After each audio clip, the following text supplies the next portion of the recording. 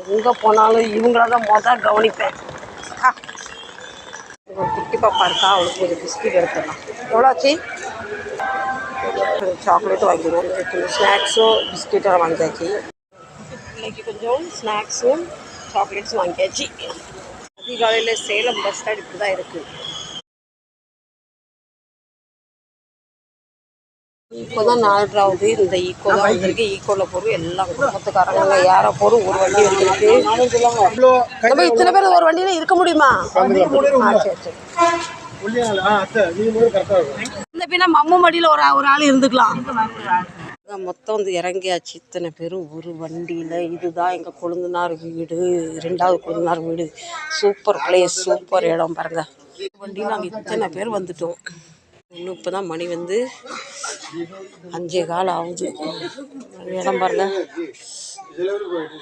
வீடு நல்லா சூப்பர் வீடு, பெரிய வீடாக இருக்குது. ஆனால் காற்று சூப்பரான வியூ பாருங்கள், அவ்வளோ அழகாக இருக்குது. இந்த அருணா நெல்லிக்காய் மரத்தில் அவ்வளோ நெல்லிக்காய் கிடக்கு. தமிழ்நாடுனால நமக்கு இஷ்டத்துக்கு நம்ம செடி கொடி வைக்கலாம். இது பாருங்கள், குண்டு மல்லி பாருங்கள், இவ்வளோ சூப்பராக இருக்குது, நல்ல மணமாக இருக்குது. மருதாணி செடி, மல்லிகைப்பூ நிறையா இருக்குது. ஃப்ரெண்ட்ஸ், இந்த பதிவை இதோட முடிக்கிற. வியூ பாருங்கள். மீண்டும் ஒரு நல்ல பதிவில் கூட சந்திக்கிறேன். சரிங்களா?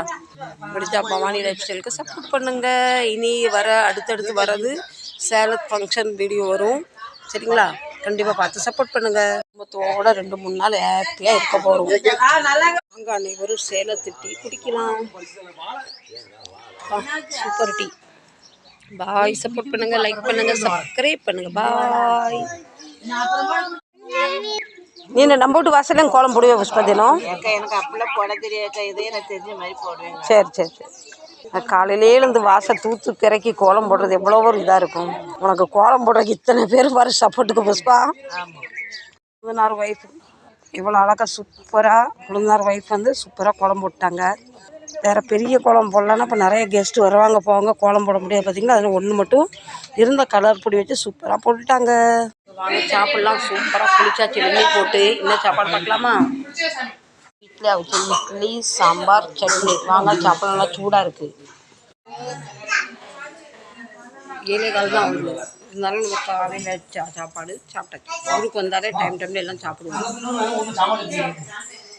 டிசம்பர் பூ பார்க்கும்போது எவ்வளோ ஆசையாக இருக்குது. கனகாமரம், மாங்காய் பூ, கனகாமரம் பூ கட்டிடலாம். வைக்கிறதுக்கு பூ கட்ட ஆரம்பிச்சாச்சு. எவ்வளோ பூ தான் என்ன கட்ட முடிஞ்சுது. இந்த பவனையெல்லாம் ஒன்று மொத்தமாக கட்டியாச்சு.